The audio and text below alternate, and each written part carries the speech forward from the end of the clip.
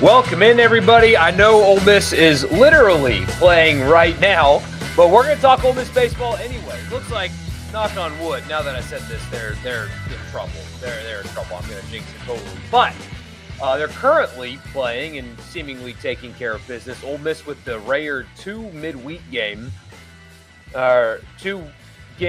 midweek session ahead of a massive series with Tennessee. Interesting decision there in hindsight, but so far taking care of business. So we're going to go ahead and talk a little bit about that series with Tennessee, and I'm going to bring you my interview with Mike Bianco. Again, I know they're literally playing right now, but this is from earlier on the radio show, and so I hope you enjoy it. I thought it was pretty good, and not because I had anything to do with that, but I thought that we got some pretty insightful stuff from Coach in this interview. So glad that you guys are here.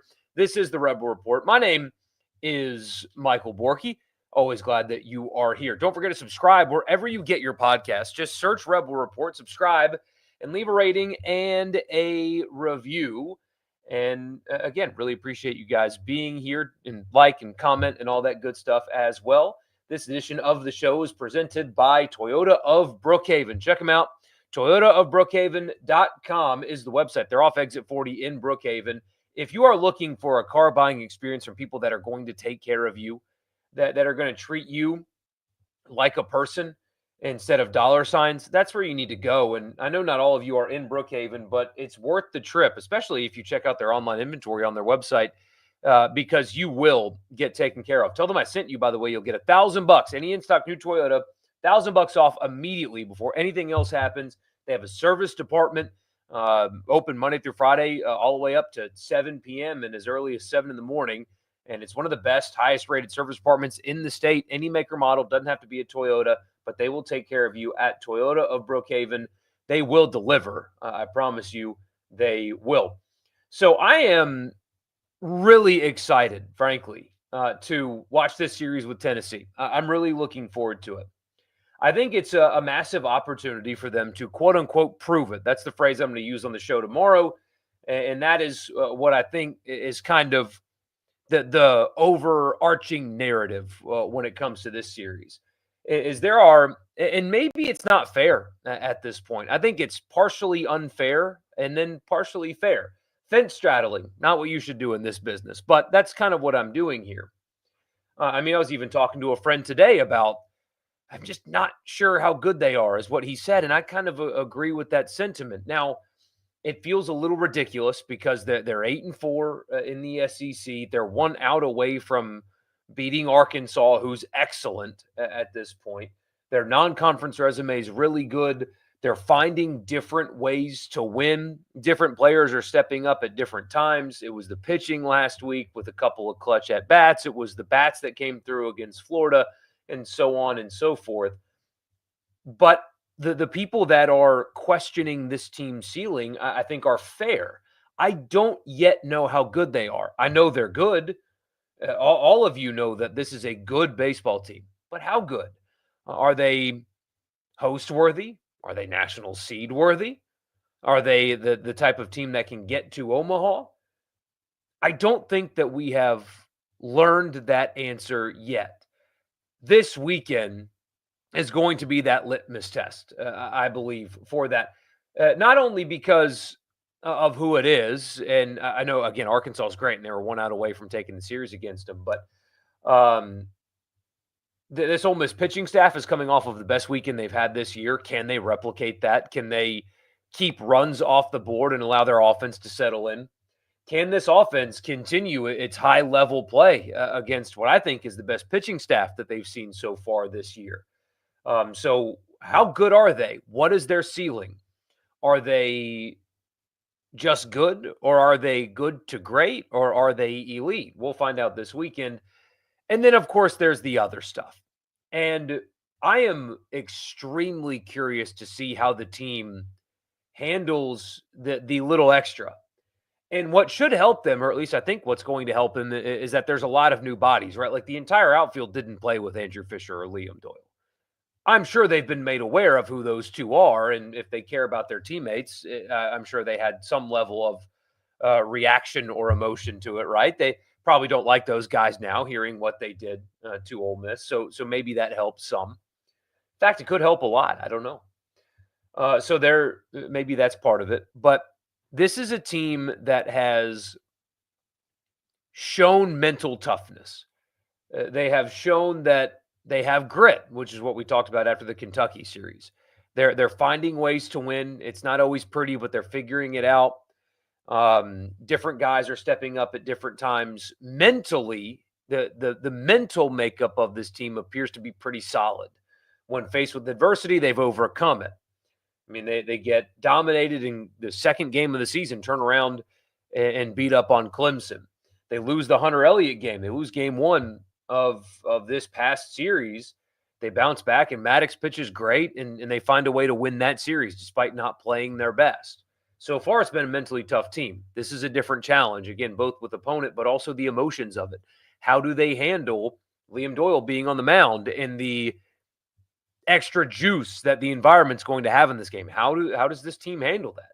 How do they handle Andrew Fischer? How do they respond if things get chippy? Because Tennessee is going to chirp and stuff like that. They're going to act out. They're going to do what Tennessee does. They have that edge to them, and they're really good on top of it all. So that is what I am most looking forward to, is can this team continue to show mental toughness and handle the environment and the extra emotions that are in this series that are very atypical to the college baseball series you've seen in the past.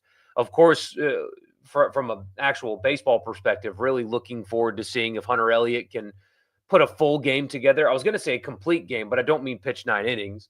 Can he avoid that one side where he has command issues and gives up some free bases? Can Maddox keep runners off the board again? Can some of these guys out of the bullpen that stepped up last week, can they do that again against a lineup that is much more dangerous than the one that they just saw?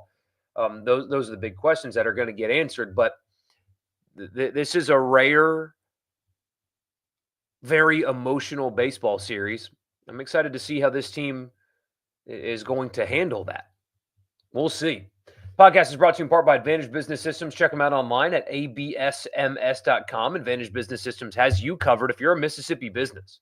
Anywhere in Mississippi and you need office technology, anything from copiers and printers and mail machines to cloud storage, data security, IT projects, phone systems, whatever it is, if it's tech in the office and you need it, check them out at Advantage Business Systems, absms.com.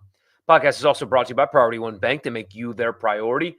The loan servicing and decision-making, not only is it local, but it's they understand that somebody might be looking for a loan, not just to start a business, right? It could be a personal loan to consolidate debt. It's a very, at times anyway, it can be an uncomfortable thing. Not at Priority One Bank. They make you their priority. They will treat you like a person. That is what the sponsors of this podcast do, in my experience. They've got 16 locations here in Mississippi, so there's likely to be one in your backyard.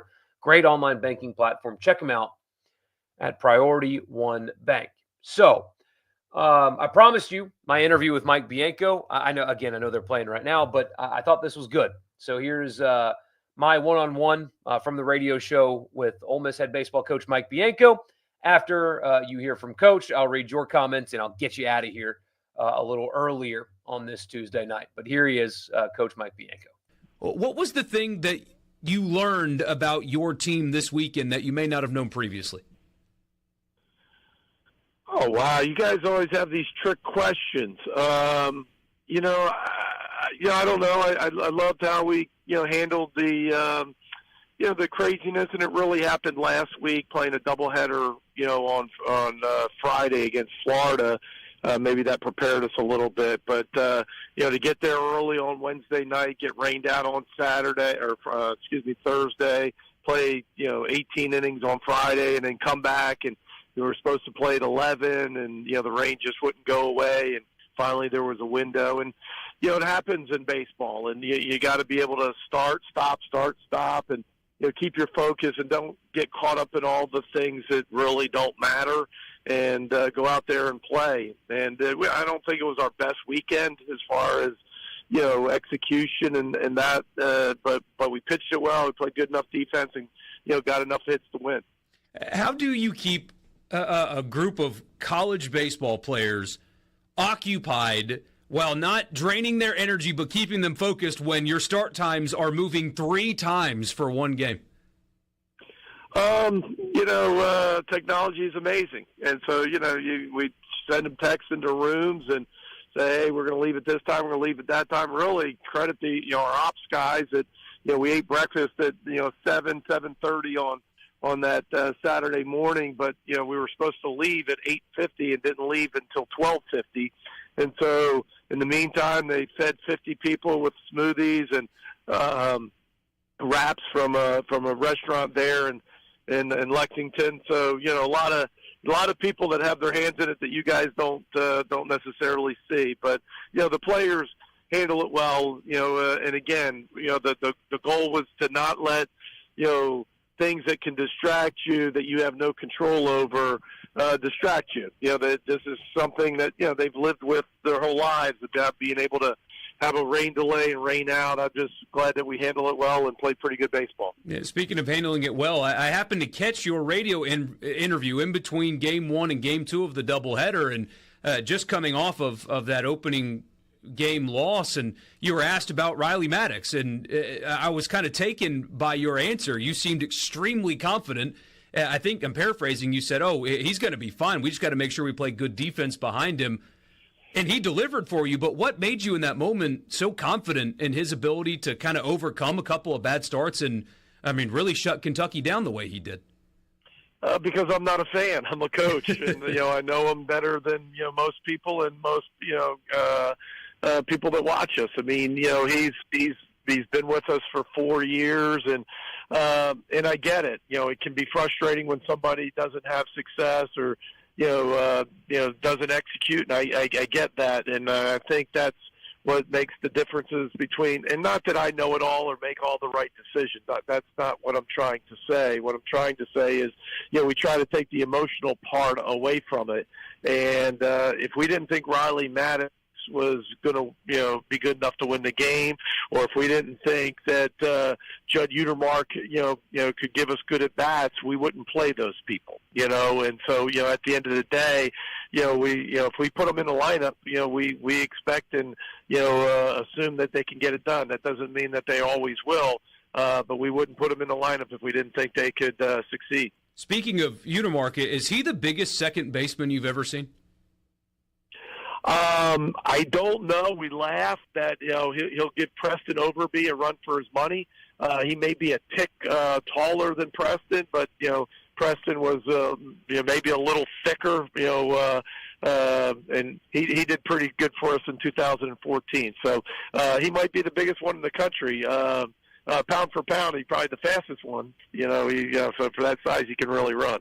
And how do you make those decisions? So you've done some shuffling around in the infield. What ultimately led you to making that decision to have him at second base and kind of had this more solidified infield?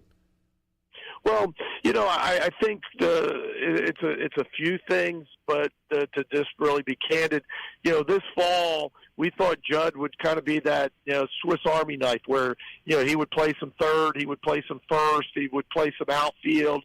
And because the outfield guys, Mormon, Humphrey and Sanford have played so well and hard to get those guys out of lineup, and then Federico and some others have played well. Furness has gotten hot. We kind of got stale to where we have to leave Judd there at third, and it was working for a while, but I thought we lost, to be honest with you, some mojo, defensively. I thought when we really started the year, I thought we defended with a lot of confidence. We were aggressive the way we attacked the ball, especially in the infield, and things started to go a little sour, and not that we were bad, but we had some games where you could tell we were kind of on our heels.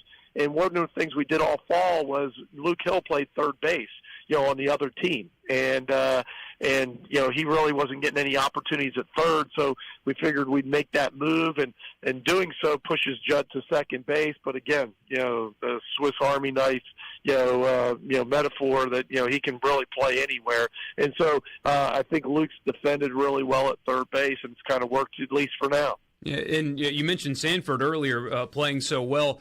I had a friend text me last night and say that throw out in extras in the final game was the defensive play of the season so far for your team. Do you agree?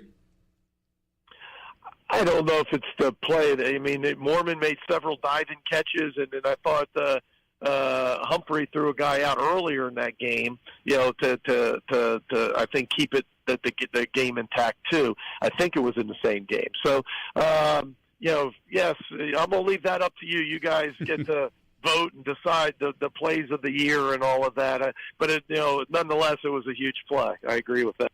Is there any way to coach clutch? And I ask that because of Smithwick's home run, and he is not an everyday starter for you anymore, but he steps up and gives you a big fly to win a game. Is there anything that you can do as a coach to help a guy perform in a tight spot like that, or is it just kind of ingrained in who they are?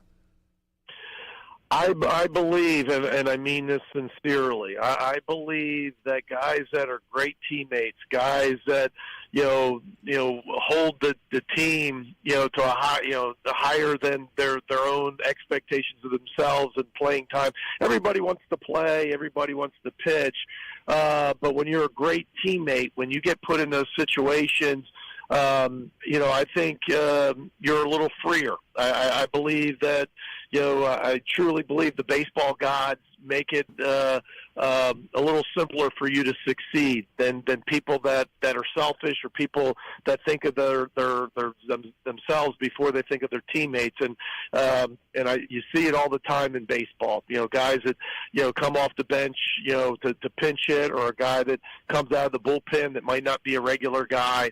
I believe I've been around the game too long. Those guys that are selfless guys like Campbell seem to have success in those situations. And you mentioned the fans earlier. The fans have had this series in particular circled for a while, not only because Tennessee is a really good program and near the top of college baseball right now, but because of who will pitch for them in Game 1 and who will play in the field for them as well.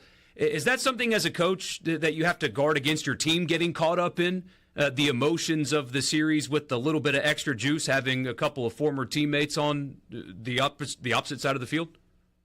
I don't think we need any extra juice. I think our guys realize that the game's bigger than any player in our dugout or their dugout. It's two really good teams, two top 10 teams that are competing in a really big SEC series, and we need to keep the main thing, and go out there and play baseball, be mature about it, and go be us like we have all year. Coach, we appreciate your time as always. What was the thing that you? All right, sorry about that quick replay there, but that is Mike Bianco, Ole Miss head baseball coach Mike Bianco. Hope you guys enjoyed that conversation. But let's read your comments, and then we'll get out of here. First one, Borky, my birthday's tomorrow. I promise I turn 21. No, you don't. No, you don't. Also need official Borky merch to celebrate. So Haydad and I have actually tossed around the idea of a hot sauce because we know somebody that makes them in some kind of collaboration. I need to check in with him tomorrow to see if we've gotten any feedback from her, the woman who makes it, to see if that's actually a thing, because I would love to do that. A branded hot sauce. What do we even call it? I don't know. 2-game midweek before Tennessee. Throw the trainers on the mound if you have to. Yeah, literally nobody worth anything should pitch tomorrow, especially with how they're playing tonight. You shouldn't really have to do much of that tonight either, although I'm talking to you guys instead of watching that, of course. But still, I'll take the mound this week if it saves some arms for the weekend. Biggest baseball series in Oxford since the last time Tennessee came in 2022. And, yeah, that did not go particularly well. Yeah. Oh, yeah, no doubt. Really, emotional is not the right word because it makes it sound like people are crying, but the emotions in this stadium should be and will be hot. Good, by the way. Good. I'm glad it'll be like that. You get that juice back in that building. But yeah, and what's interesting though is it is a big series for obvious reasons, but also if they get one, they'll be fine. I mean, they'll still be in really good position to host and all that. So look this weekend is important. I don't necessarily think they need to win 2 games or else, If they take one and are very competitive, we can move into the path to hosting conversation. Absolutely. They get one this weekend, and that'll be the focus moving forward. We'll do a lot of regional projection stuff and things like that, no doubt. They realistically could be 11-1 in league play right now. However, they could easily be 4-8 in the league. That's what's frustrating. I can't gauge them. But things have kind of balanced out, right? I mean, because they could be 11-1, but this is exactly where they need to be. Or exactly where they should be. Things just kind of worked themselves out there. But yeah, hard to gauge. We'll find out this weekend. They're so close to beating Arkansas. We'll see if that translates here. But something to consider is how close they play Arkansas literally every season. Even the last 2 years have been close. Yeah. Did I see the Reefer Owl license plate on the way to work today? Somebody listens to the radio show. Yeah, guys, I'm an idiot. I was driving behind, I think this was last week or 2 weeks ago, and I was driving behind a truck that was pulling a smoker that was lit. Like smoke was coming out of the top of the smoker, and it smelled really good, so I followed him for a while. But he was driving slow, so I ended up going around him, and I saw his license plate, and it said Reefer Owl. And I thought, that's interesting, especially coming out of my neighborhood. I didn't know my neighborhood was like that. It took me because I was thinking, this is on the way to the studio, and I'm sitting here thinking, oh, I'm going to tell this story on the radio, is that I've got a neighbor who goes by Reefer Owl on his license plate. It was the word referral. It was the word referral, which still doesn't, like, why would that be your novelty license plate? But still, yeah, not particularly smart. Tennessee's going to act like asshats. They tend to do that. We'll let them know the backstory about what went down with Doyle and Fischer and the NIL numbers involved from both schools. The idea that Tennessee was able to outbid Ole Miss in baseball is frustrating. Well, Tennessee's, they're heavily bought in. It is true. I don't know all the details. I know what a lot of people have already said, but we were told at the time that they signed a new deal with the Grove Collective and they were coming back. And people are sharing Andrew Fisher's Instagram post where he said, ready to run it back or whatever, with a picture of him and the fans. But they signed new deals and they backed out of those deals. They're not the first guys to do that. They won't be the last. Ole Miss and other sports has benefited from guys that have done something similar. But apparently they, or at least one of them, tried to get teammates to leave with them and spent a lot of time saying a lot of negative things about Ole Miss, Mike Bianco, etc., and tried to get others to leave the program with them. And it possibly worked for at least one. Obviously, it didn't go to Tennessee, but that really justifiably rubbed people the wrong way. If you want to leave, leave.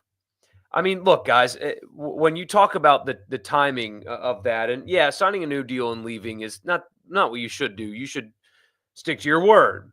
But Tennessee was a more attractive place to play baseball at the end of last season than Ole Miss. So if you want to go, go. But if you're going to go and spend time trying to convince your other teammates just to leave too, you get whatever hate is coming your way from the crowd, and you deserve it. That is something that I feel strongly about with athlete compensation. They're highly paid baseball players. They're professional baseball players. They get paid a lot more than 99.9% of this audience right here, and our audience on the radio show. They're highly paid professional baseball players. If you want to be a pro, you get treated like a pro. And the welcome that they're going to get at Swayze is going to be nasty and good. That's how pros get treated. You wanted to act like a pro? You want to be a pro? Well, then now you have to deal with what they deal with. If a player forces his way out of a franchise and goes to Boston and then he comes back to Atlanta for a game, then he's going to get treated like hell. And that's what they deserve, and that's what they'll get. And they can brush it off and play, or they can let it affect them. What will happen, we'll see. But you guys know me. I think that in the player payment era, which is not going away, by the way, more scrutiny needs to be had. both with the players on your team and others as well. Tennessee baseball tries to intimidate their opponents, get in the other team's head, and want them to be angry and fight. They follow the culture of Tony Vitello, and it works for them, right? They're scrappy. They're obviously pretty tough, and they get in people's heads and they bother people. Ole Miss can't let that happen to them. I don't think they will, but they can't. Everyone's talking about Dart, Nolan, and Princely. What about Trey Harris, JJ, and Ivy? What's their NFL future? Well, Trey Amos has a better chance, I think, than all but Nolan and Dart to go in the first round.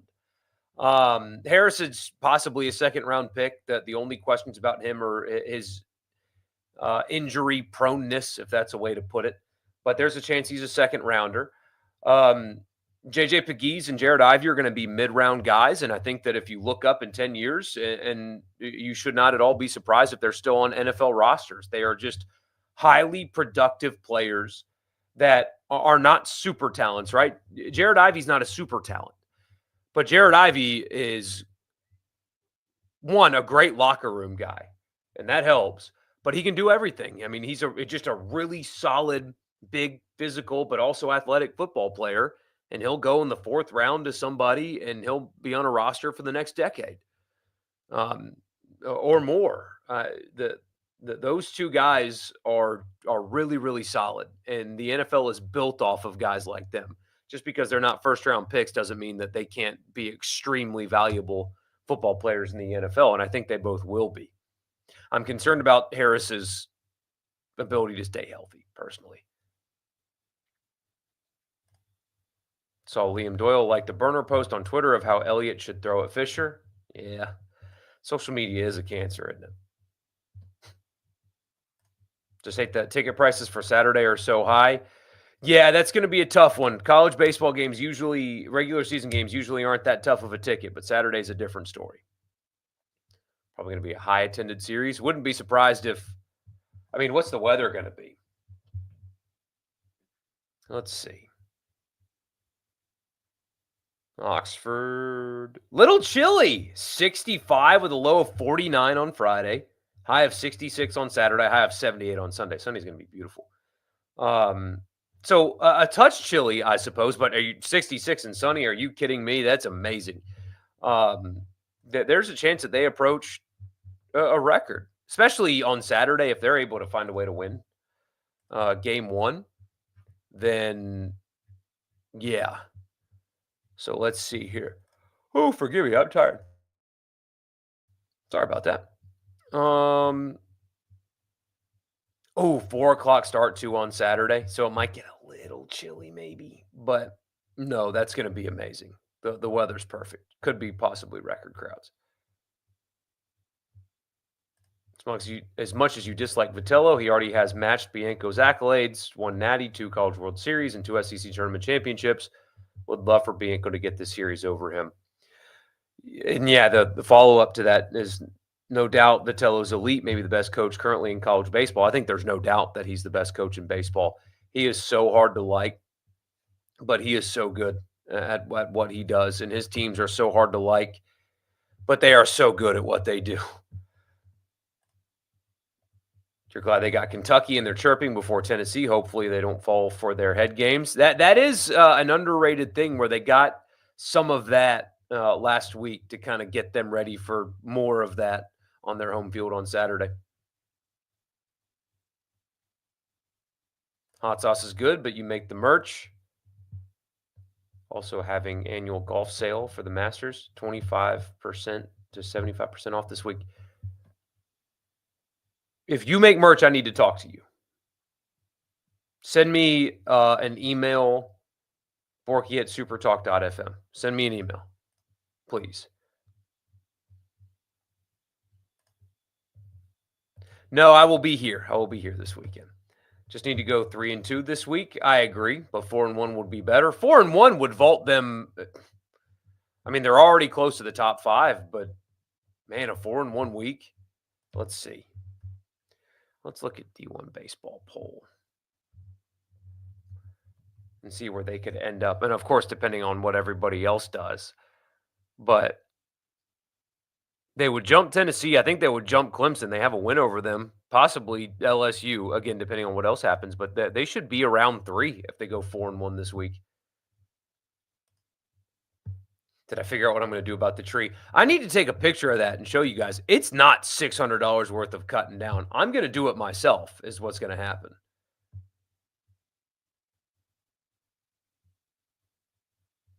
You're a journalism grad, get your spelling and reading correct. I'm a teller, not a speller, man.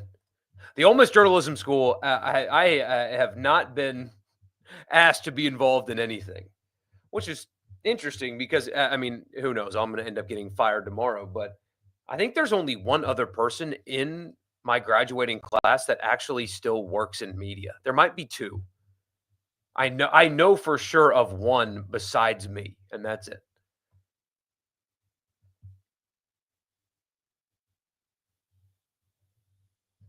What was said negatively about one or by one of the 2 people that left? I don't know specifically.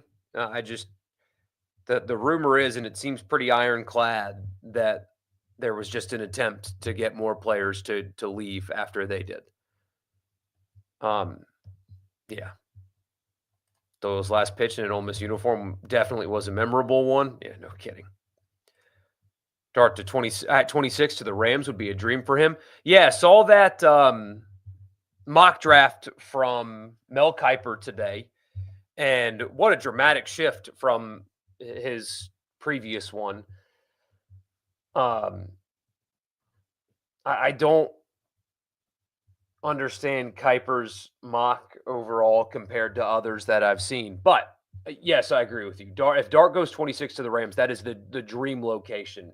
We were having this conversation on the show today, and there are people that want him to go in the top 10, just so you can say Ole Miss had a top 10 pick at quarterback, and yeah, that means something. What means more is their success in the NFL.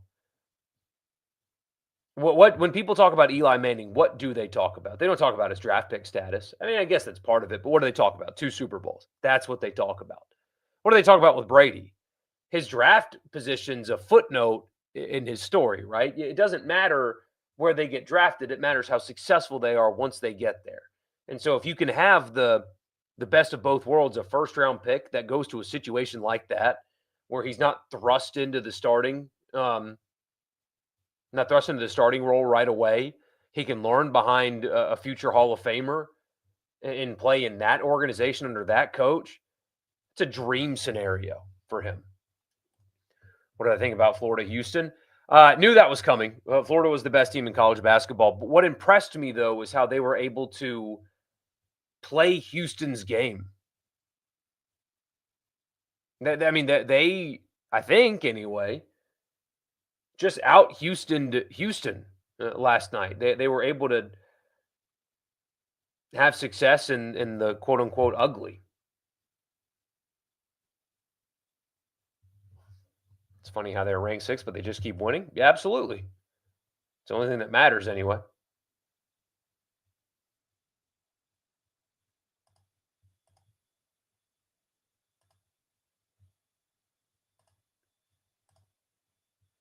Very bullish about what Ole Miss baseball can and should be. This is a sport they should dominate this weekend, will be massive. And this weekend can help.